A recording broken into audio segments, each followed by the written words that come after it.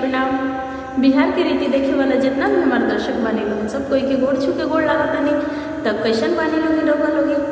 हम तो आशा करता नहीं कि जितना भी हमार देखे वाला चाची का कि वही भी बानी लोग सब कोई स्वस्थ होखी, मस्त होखी, जहाँ जहाँ होखी अपना अपना घरे दुआरे बिल्कुल ज़बरदस्त होखी और हमारा गीत के इंतजार भी करत होखी।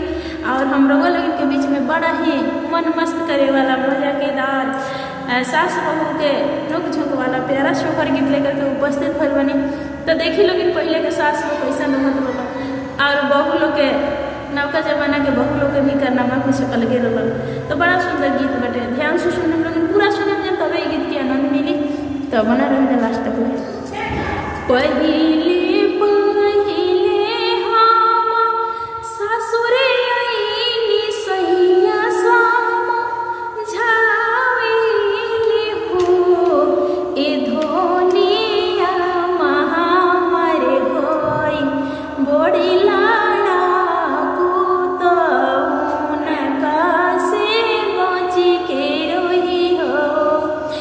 धा